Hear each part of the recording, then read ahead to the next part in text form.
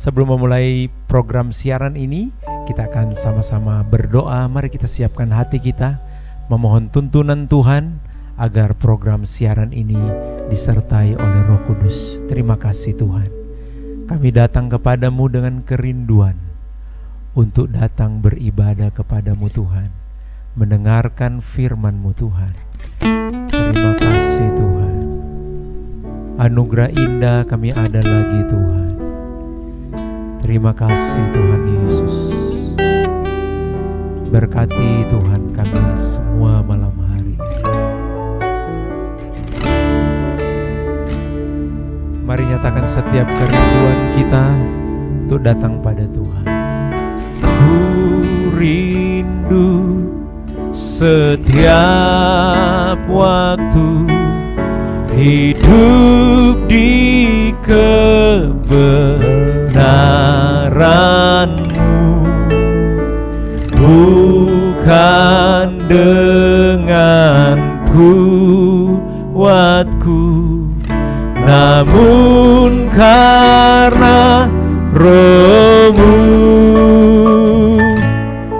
Yesus, Kau yang ku pegang teguh.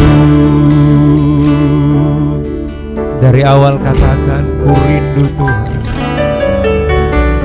Ku rindu setiap waktu hidup di kebenaran-Mu, bukan dengan kuatku, namun karena Roh-Mu. Yesus, Kau yang ku pegang teguh. Engkaulah Tuhan, Engkaulah Raja, berdaulat atas hidupku. Ku berserah lagi, Engkaulah Tuhan. Tuhan, Engkaulah Raja, berdaulat atas hidupku. Ku berserah penuh. Bapa kami, dalam nama Tuhan Yesus Kristus, dengan hati yang penuh kerinduan akan Engkau, malam hari ini Bapa, dalam program siaran belajar Alkitab dari rumah, kami hamba-hamba-Mu yang ada di ruangan ini, kami rindu menjadi saluran berkat bagi umat Tuhan. Dan setiap umat Tuhan juga yang menyaksikan program ini, biar kami semua dipenuhi dengan kerinduan untuk mengetahui kebenaran-Mu. Tuhan, kami mohon Roh Kudus-Mu hadir sebagai guru agung kami. Kami mau menyerahkan program siaran ini dari awal, pertengahan, sampai akhirnya pada tuntunan Roh Kudus. Terima kasih Bapa. Kami memulaikan program siaran ini sambil mengucap syukur di dalam berkat nama Tuhan kami Yesus Kristus. Haleluya. Amin. Puji Tuhan, pemirsa yang dikasihi Tuhan, seperti biasa malam hari ini saya tidak sendiri, saya bersama Bapak Pendeta David Araro. Apa kabar Pak Pendeta? Puji Tuhan. Selamat malam saudara. Baik, selamat malam pemirsa yang dikasihi Tuhan. Selama 30 menit ke depan kami akan menemani Bapak Ibu dalam program siaran belajar Alkitab dari rumah. Malam hari ini kami mengambil topik yang sangat menarik tentang banyak sekali pertanyaan orang di luar sana tentang kitab suci yang kita imani selama ini. Ataupun mungkin Bapak Ibu yang dikasihi Tuhan, Bapak Ibu sangat penasaran bagaimana akhirnya di tangan kita memegang Alkitab kita hari ini. Bagaimana perjalanan Alkitab kita, dan kita akan menjawab sebuah pertanyaan tentang Bapak Pendeta, apakah Alkitab kita ini asli? Ya. Ya, ini pertanyaan yang sangat menarik ini. Tentunya Bapak Ibu, sebagai orang Kristen kita semua punya Alkitab ya. Dan Alkitab yang kita miliki hari ini adalah Alkitab yang kebanyakan adalah dicetak oleh Lembaga Alkitab Indonesia, terjemahan tahun 1974. Dan kalau kita juga lihat referensi yang lain di luar negeri, itu banyak dikenal dengan yang kita sering dengar ya, hamba mohon katakan tentang King James Version ya. Dan sebagai orang percaya kita mengimani itu. Tetapi pertanyaan besar adalah bagaimana kita menemukan jawaban tentang keaslian Alkitab kita. Nah, saya akan memulai dengan pertanyaan menarik ini Bapak Pendeta David, tentang mengapa sampai Alkitab kita ini berbahasa Indonesia. Bagaimana jalan ceritanya ini sampai bahasa ini mereka anggap karena ini berbahasa Indonesia, sedangkan kekristenan yang kita tahu secara umum ya berasal dari Timur Tengah, daerah yang berbahasa Ibrani, berbahasa Yunani. Bagaimana sampai akhirnya kita memegang Alkitab bahasa Indonesia ini, Pak Pendeta? Iya, jadi memang saudara-saudara, selama ini memang muncul pertanyaan apakah di kalangan orang Kristen itu sendiri maupun juga bukan orang Kristen atau di luar Kristen yang mempertanyakan keaslian Alkitab kita. Karena Alkitab itu kan Pak Devi, untuk perjanjian lamanya ditulis dalam bahasa Ibrani, beberapa pasal dalam kitab Daniel ditulis dalam bahasa Aram. Sementara Alkitab perjanjian baru itu ditulis dalam bahasa Yunani. Sementara Alkitab yang biasanya kita gunakan sehari-hari adalah Alkitab berbahasa Indonesia. Kalau kita di Indonesia biasanya untuk Kristen Protestan, Kristen Karismatik, Pentakosta itu biasanya Alkitab terjemahan Lembaga Alkitab Indonesia.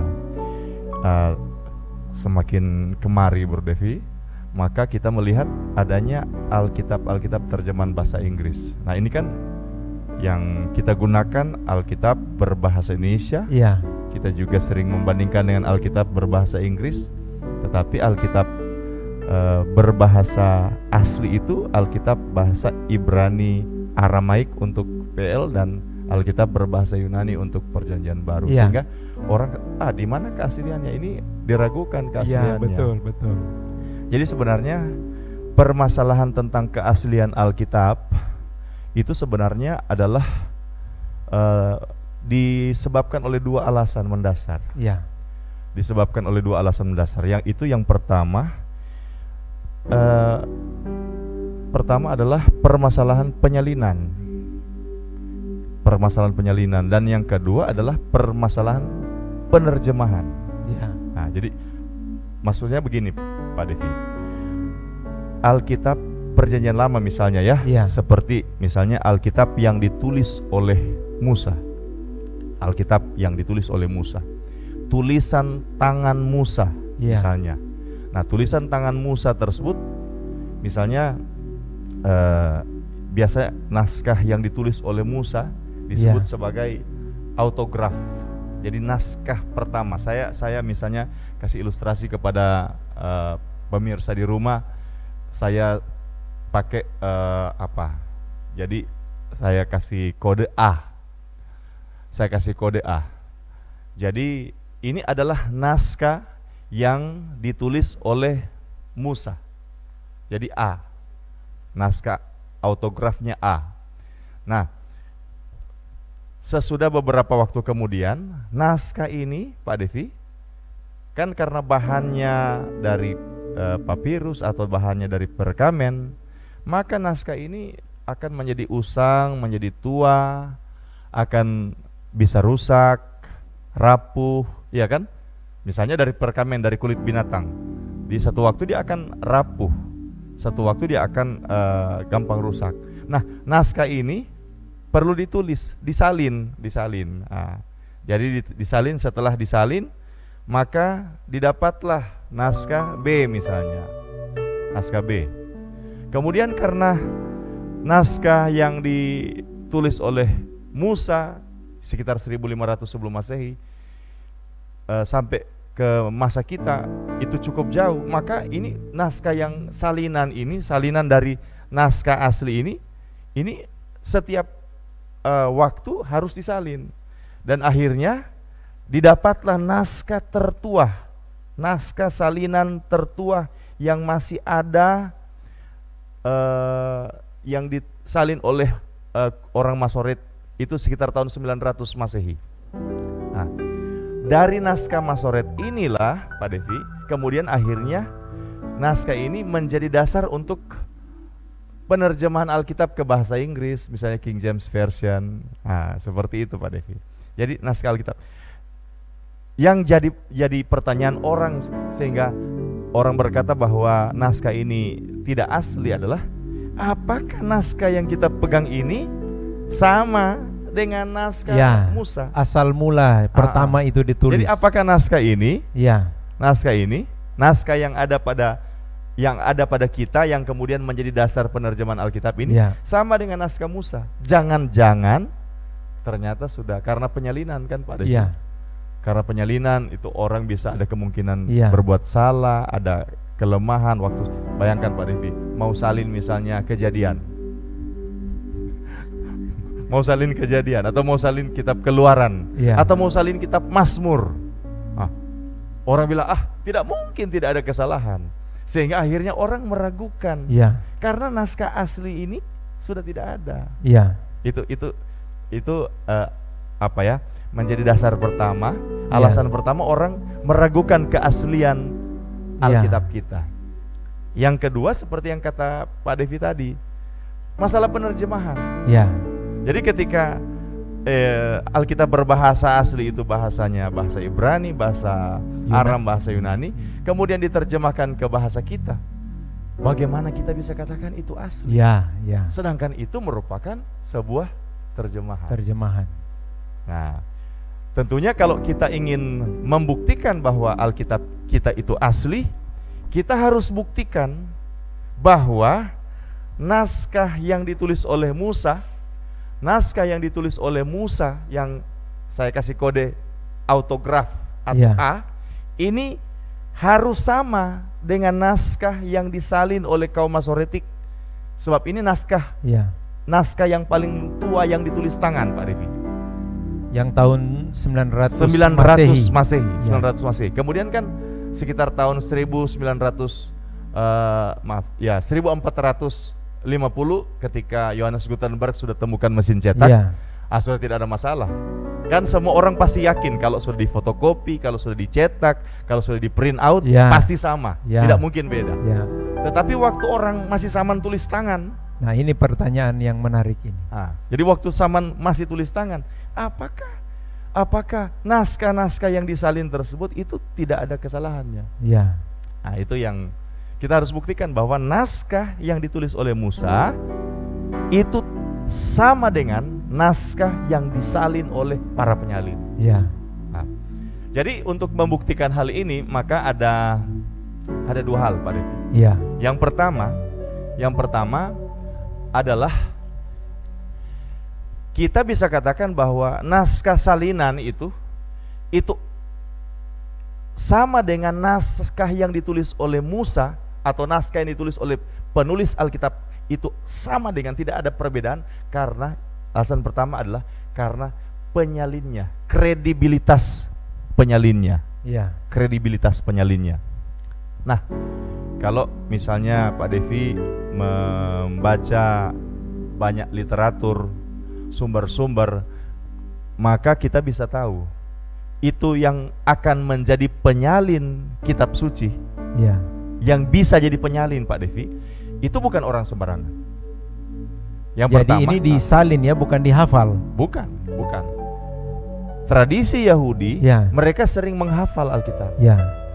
Sering menghafal. Jadi mereka memang biasa menghafal. Yosua 1 ayat 8 kan merenungkan siang dan malam. Itu kan bicara tentang menghafal. Nah, tradisi orang Yahudi biasa menghafal. Tetapi dalam penyalinan mereka tidak bergantung pada hafalan. Tidak bergantung pada hafalan. Tapi saya teruskan dulu untuk kredibilitas dari penyalin. Jadi kredibilitas dari penyalin. Jadi penyalin yang bisa menyalin Alkitab itu bukan orang sembarangan. Iya. Mengapa? Karena mereka yang akan menyalin itu adalah karena mereka adalah ahli Taurat.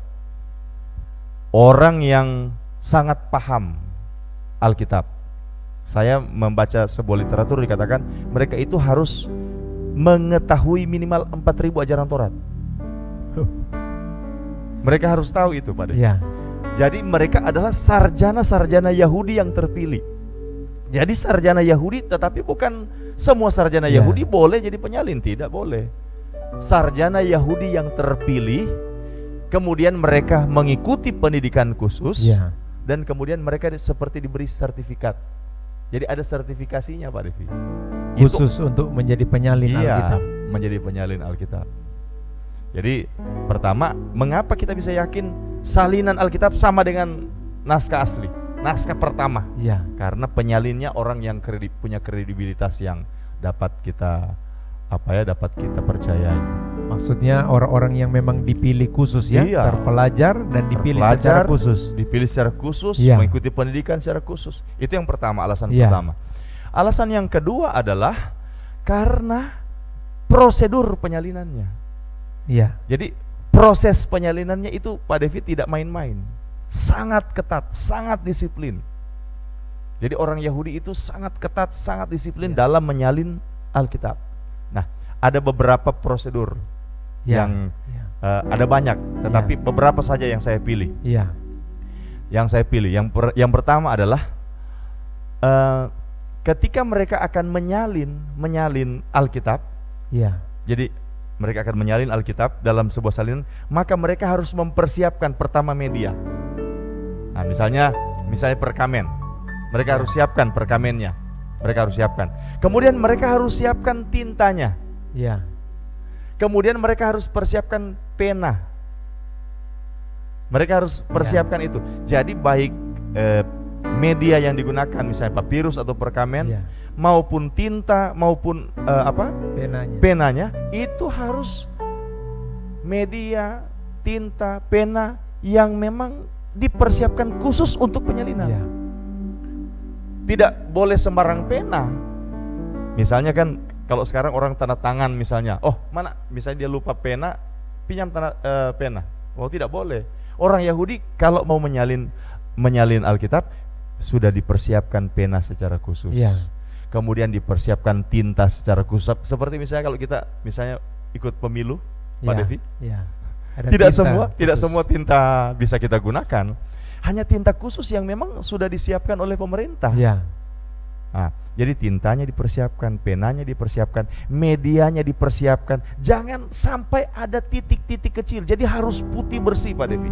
Kenapa? Karena kalau misalnya ada titik-titik, nah ini tulisan Ibrani kan tulisan Yunani, Pak Devi. Ada misalnya tanda titik di ujung satu huruf, itu bisa punya makna lain. Iya, betul. Jadi harus dipersiapkan, itu pertama. Yang kedua, kalau mereka mau menyalin, maka mereka, saya katakan tadi, Pak Devi, mereka tidak salin berdasarkan ingatan. Ya. Jadi bukan begini. Yosua 1 ayat 8 misalnya, kita harus dengan teguh, kemudian merenungkan Taurat itu siang dan malam, dan berdasarkan ingatan itu kemudian kita tulis. Tidak boleh. Jadi harus ada misalnya naskah pertama. Nah, kalau misalnya kita mau salin, kita mau bikin penyalinan, maka ada naskah pertama dan ada naskah kedua. Jadi naskah pertama dan naskah kedua. Jadi naskah salinan ini akan disalin berdasarkan apa yang ditulis di naskah ini, bukan berdasarkan ingatan. Sekali lagi, meskipun orang Yahudi ada tradisi menghafal, tapi prosedurnya bukan itu. Iya, oma saya pun tahu. Ingatan terbaik masih kalah dengan tulisan terburuk. Nah, jadi mereka ada dua naskah.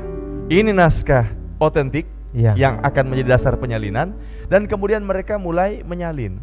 Nah, setiap kali mereka menyalin, maka mereka harus melafalkan kata yang ada di sini. Misalnya kalau mereka tulis, misalnya saya pakai bahasa Indonesia ya, manusia, mereka baca di naskah yang akan disalin ini, manusia, mereka harus sebut manusia. manusia. Sambil menulis, sambil bicara. Iya, telah berbuat. Itu harus dilafalkan. Tidak boleh tidak, wajib hukumnya. Jadi harus dilafalkan. Apabila secara tidak sengaja ternyata ada satu kesalahan, Ya. maka naskah ini harus dikuburkan. Tidak boleh digunakan. Satu naskah meskipun Pak Devi ini sudah ditulis panjang-panjang. Iya. Saya tulis panjang-panjang. Pas di bagian terakhir ada satu huruf atau satu kata yang salah. Iya. Maka naskah tersebut tidak bisa digunakan. Harus dimusnahkan. Harus dimusnahkan. Dikubur Pak Devi. Harus dikubur. Artinya tidak boleh digunakan. Naskah ini Iya. harus dikubur. Tidak boleh digunakan. Tidak boleh kita tip X. Itu harus dikubur. Nah, setelah misalnya, akhirnya setelah disalin misalnya, akhirnya Iya. dapat naskah salinan. Naskah salinan. Maka kemudian diperiksa. Cara periksanya bagaimana Pak Devi? Mereka hitung berapa jumlah huruf di sini Iya. dibandingkan dengan berapa jumlah huruf di naskah Iya. salinan. Jadi misalnya huruf di naskah ini 60. Iya. Mereka akan bandingkan, mereka hitung huruf 1, 2, 3, 4 sampai 60. Iya. Kalau misalnya hurufnya 61, rusak. Dikubur. Jadi tulisannya ditulis dengan berbicara, setelah disalin dihitung Dihitung jumlah. jumlah hurufnya. Karena itu kan Pak Devi, penyalin Alkitab, penyalin perjanjian lama bangsa Yahudi disebut dengan istilah sofer. Sofer itu tidak diartikan sebagai penyalin. Sofar Torat itu Iya. tidak diartikan sebagai penyalin. Sofar itu dari kata safar, artinya menghitung. Jadi kan agak jauh ya, agak Iya. jauh. Sebab mereka ketika menyalin menghitung itu Jumlah huruf. Jadi jumlah huruf dihitung. Kemudian mereka cari di sini kata di bagian tengah apa. Jadi mereka kan misalnya ada 2.500 kata Iya. di naskah asli. Mereka berarti 2.500, 1.250. Kata ke 1.250 apa? Maka mereka harus cari di sini. Kata 1.250 apa di sini? Kalau mereka ternyata mendapati kata tengah di naskah asli dan naskah salinan itu berbeda, rusak. Rusak. Jadi ada cek dan recheck Oh ini iya. ya. Jumlah huruf dihitung, Iya. kata dihitung, huruf Iya. tengah dihitung. Iya. Huruf tengah ditentukan. Misalnya huruf tengah di sini alef misalnya. Sementara huruf tengah di sini dalet misalnya. Iya. Maka berarti rusak. Wah, begitu teliti ya mereka Teliti. Dan menilai. Pak Devi, sesudah naskah ini disalin 30 hari kemudian, jadi sudah diterima maksudnya. Iya. Artinya naskah ini sudah diterima pada saat evaluasi pertama, Sudah dihitung. sudah 30 hari kemudian diperiksa lagi. Diperiksa lagi Pak Devi. Dan mereka mengulangi prosedur yang sama pada waktu iya. pemeriksaan pertama untuk memastikan bahwa naskah salinan ini Iya. tidak memiliki kesalahan. Wow. Jadi saudara-saudara, sekarang Pak Devi ada orang bilang begini, itu karang-karang orang Yahudi. Iya. Itu karang-karang orang Yahudi. Mana mungkin Mau dilakukan penyalinnya seperti teliti itu. Betul, itu Iya. karang-karang orang Yahudi. Sampai satu waktu Pak Devi, ada kisahnya sampai akhirnya baik sarjana sekuler harus mempercayai bahwa naskah salinan itu sama dengan naskah asli. Apa bisa dibuktikan? Ya, ada buktinya. Iya. Jadi begini, sampai tahun 1900, sekitar 1940-an, Iya. naskah salinan tertua yang dimiliki Iya. oleh orang-orang Yahudi, termasuk juga orang Kristen. Iya. Karena Pak Devi, Alkitab Perjanjian Lama orang Yahudi sama dengan Alkitab Perjanjian Lama orang Kristen, sama dengan. Iya. Tidak ada bedanya. Iya. Jadi sampai tahun 1940-an, Iya. naskah bahasa asli yang dimiliki itu adalah peninggalan kaum Masoretik. Saya tulis naskah dengan tulisan M, Masoretik ini Yang artinya. tahun 900 Masehi tadi. Iya, Iya. ditulis 900 Masehi. Iya. Naskah Masoretik. Kenapa Masoretik? Karena Masorah ini penjaga tradisi. Iya. Jadi mereka adalah orang-orang Yahudi dari golongan Ben Asyar, Ben Naftali, yang kemudian menyalin Ya. dengan aturan dan prosedur yang Ya. seperti saya katakan tadi. Dan orang Yahudi termasuk Kristen memiliki naskah ini. Ada 3 naskah ini yang dimiliki. Pertama, naskah Masoretik yang disimpan di Kairo Lama, Ya. Mesir. Ya. Kemudian naskah yang kedua disimpan di Aleppo, Syria. Ya. Dan naskah ketiga disimpan di Leningrad, Rusia. Ya. Itu naskah sama. Masih ada itu ya. Masih ada. Iya, iya. Masih ada. Bertahun 900. Iya. Itu hanya naskah kita. Sehingga orang Yahudi maupun orang Kristen tidak memiliki kekuatan untuk membantah sarjana-sarjana sekuler yang meragukan ini naskah asli. Ya. Naskah ini menjadi dasar penyalinan King James Version. Iya. Sampai Sehingga bahasa Indonesia. King James Version pun kalau ini tidak terbukti asli, King James Version, kemudian akhirnya terjemahan-terjemahan lain yang mengikuti King James Version, Iya. semuanya palsu. Ya. Tetapi Tuhan itu luar biasa. Tuhan itu luar biasa. Amin. Mengapa saya katakan luar biasa? Ada naskah Masoretik tahun 900 Masehi. Iya. Tetapi tahun 1945-46 ditemukan naskah lain yang sebelumnya tersembunyi. Ditemukan naskah lain di daerah. Saya pakai E di sini, saudara-saudara. Sudah bisa lihat ada tulisan E. Naskah ini ditemukan di daerah Qumran, di gua-gua Qumran, Ya. Murabaat, sebab memang ada beberapa gua di dekat Laut Mati. Saya melihat daerah tersebut. Iya. Ada juga, jadi mereka kurang lebih 11 atau 12 gua mereka temukan naskah-naskah itu. Dan ketika mereka temukan, ternyata mereka temukan Alkitab Perjanjian Lama yang tidak ada di Gua Qumran, hanya satu kitab, yaitu Ester. Tetapi Iya. selebihnya ada. Dan paling pertama kali mereka temukan gulungan kitab Nabi Yesaya. Artinya Nabi Yesaya itu pasal 1 sampai pasal berapa? 60 ya.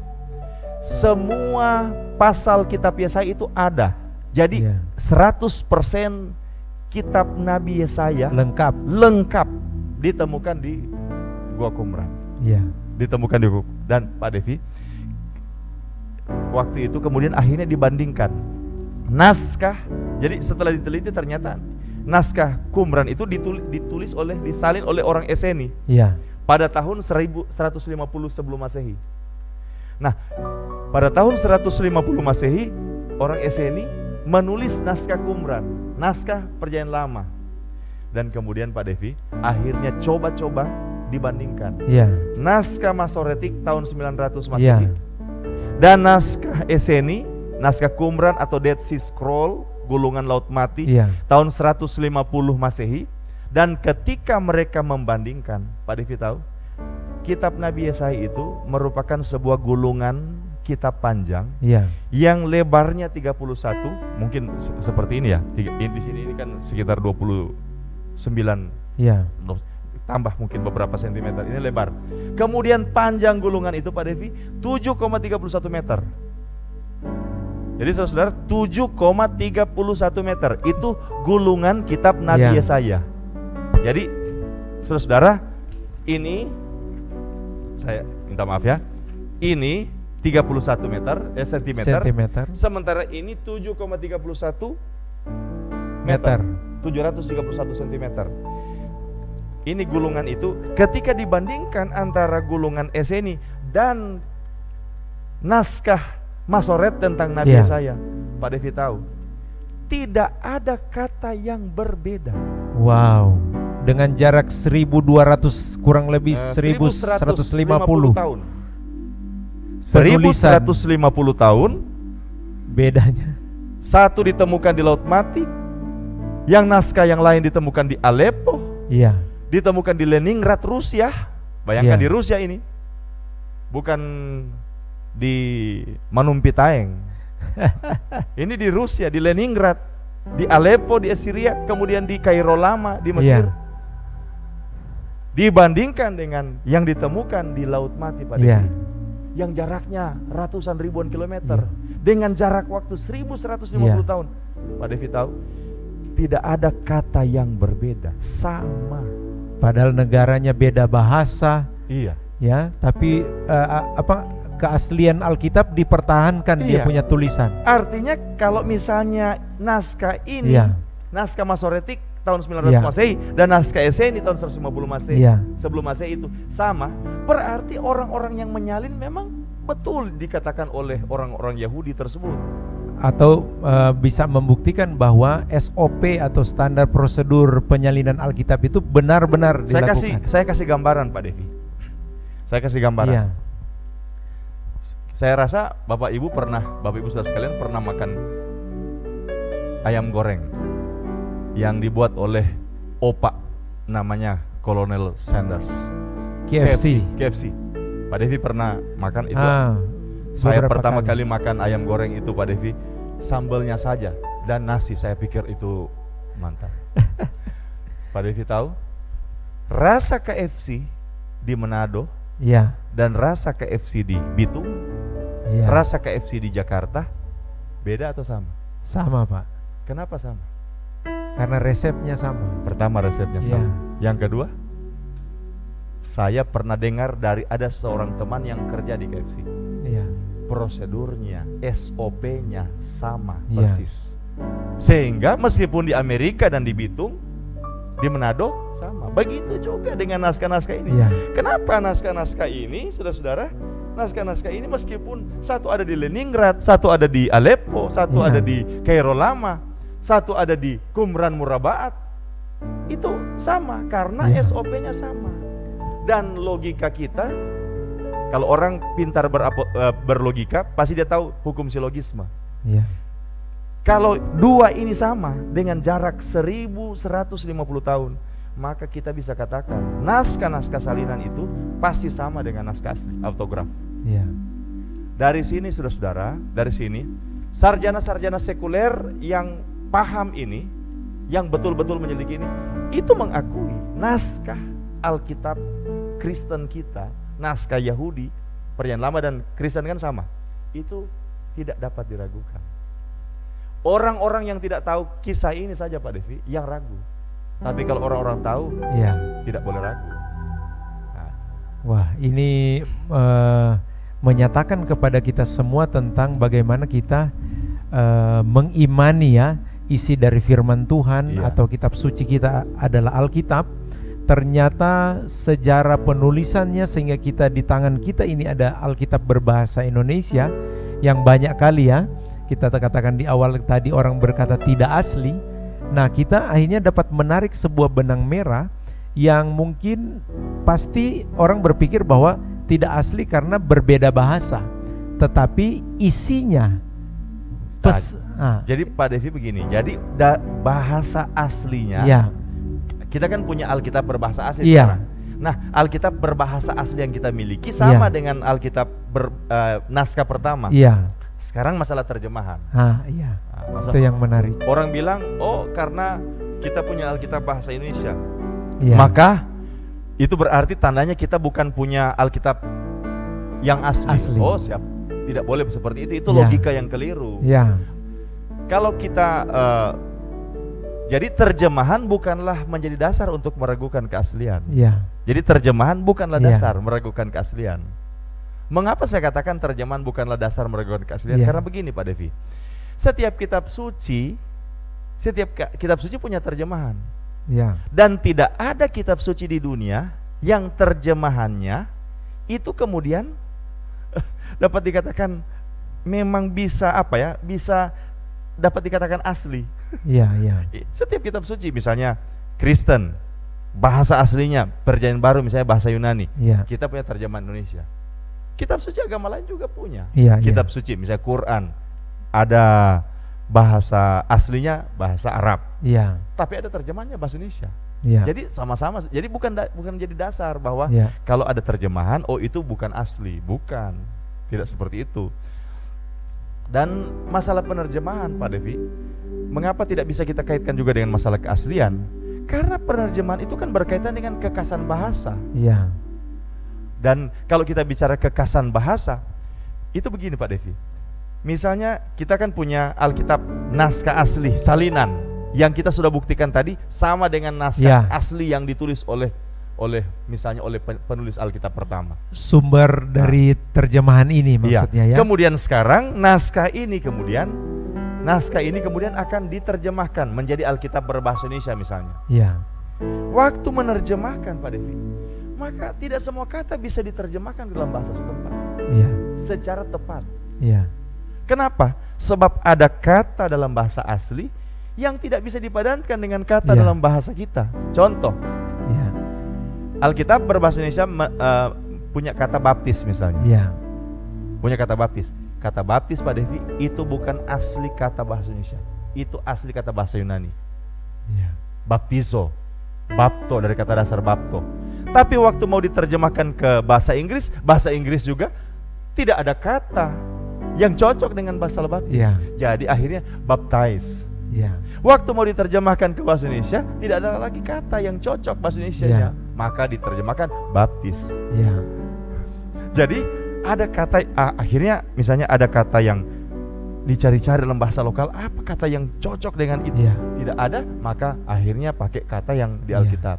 Jadi ini sangat kompleks, sangat kompleks. Setiap kata punya makna yang di bahasa lokal itu punya makna yang khusus. Ya. Sesuai dengan budaya Iya. tentu masing-masing. Saya kasih contoh lain Pak Devi. Saya kasih contoh lain. Orang Sangihe, kata Tuhan dalam Alkitab bahasa Sangihe mau. Ya.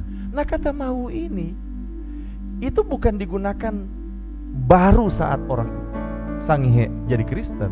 Sebelum orang Sangihe mengenal Tuhan, Ya. mengenal ajaran Kristen, penggunaan kata mau ini sudah sering. Seperti orang Minahasa Opo. Ya. Opo, Ya. opo wananatas. Ya. Nah, ini kata-kata ini sebutan kepada siapa itu kalau belum ada agama? Berarti sebutan kepada dewa. Ya. Tapi waktu mau diterjemahkan, Ya. akhirnya pakai kata ini Ya. untuk menggambarkan atau menerjemahkan tentang kata Ya. God misalnya. Ya. Sama Ya. dengan kata God. God itu kan dewa untuk bahasa Inggris. Ya. Tetapi kata tersebut diambil untuk menerjemahkan kata Tuhan. Atau versi bahasa Yunani misalnya Ya. versi bahasa Ibrani misalnya Elohim. Ya. Jadi saya rasa kalau misalnya kita katakan bahwa terjemahan itu membuktikan bahwa ini bukan sesuatu yang asli, itu bukanlah merupakan Ya. suatu dasar logis yang dapat dipertanggungjawabkan. Tentu ada hal yang menarik lagi tentang terjemahan ini yang dapat Iya. kita gali dalami lebih jauh lagi, tapi mungkin pada bagian ini kita bisa taruh sebuah kesimpulan awal bahwa keaslian Alkitab kita itu dapat kita temukan pada bahwa salinannya itu disalin secara konsisten, ya. Betul. Secara konsisten, dan apa terjemahan yang kita miliki hari ini adalah diambil dari sumber Alkitab atau salinan yang kita sebut asli tadi. Iya, iya. Dan bagi kita orang Kristen, apalagi bagi Bapak Ibu yang tahu teknologi, maka kita akan dapat program-program yang dapat menghubungkan kita Iya. dari terjemahan kita ke bahasa asli, Ke bahasa ya. asli. Nah, ke jadi bahasa terbuka ya kita Iya. untuk meneliti tentang keaslian dari Iya. Alkitab itu sendiri. Baik, karena dibatasi waktu, penjelasan yang sangat lengkap malam hari ini kita dapatkan tentang keaslian Alkitab, ya. Iya. Secara pribadi saya sebagai pendengar langsung di tempat ini akhirnya mendapat benang merah bagaimana kita dapat mengatakan bahwa Alkitab yang kita miliki itu asli, ya. Dan ada yang menarik yang kami simpan pada malam hari ini adalah bagaimana akhirnya terjemahan-terjemahan itu ada di tangan kita. Kalau mungkin kita dengar dengan ada terjemahan bahasa Indonesia sehari-hari, nah itu jadi menarik, ya. Ada terjemahan bahasa Inggris NIV, New International Version, ya, yang dapat kita bahas pada waktu yang akan datang mungkin, ya, Pak Pendeta David, ya.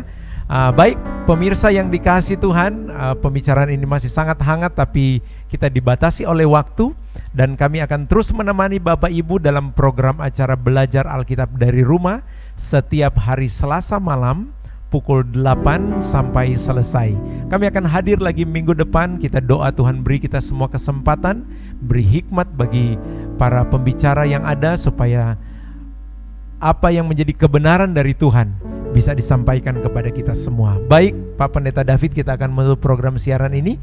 Kami memohon untuk Pak Pendeta David menutupnya di dalam doa. Mari kita berdoa. Terima kasih Tuhan Yesus untuk kebaikan-Mu. Malam hari ini kami diperkenankan untuk belajar sedikit tentang keaslian Alkitab. Dan dari semua bukti-bukti yang kami dapatkan, bahwa sesungguhnya Alkitab yang kami punyai, meskipun sudah tidak ditulis dengan bahasa asli yang ada di tangan kami, tetapi kami bersyukur karena kami bisa percaya bahwa ini adalah firman Tuhan. Sebab ternyata meskipun ini Alkitab terjemahan, ternyata Tuhan masih menolong kami.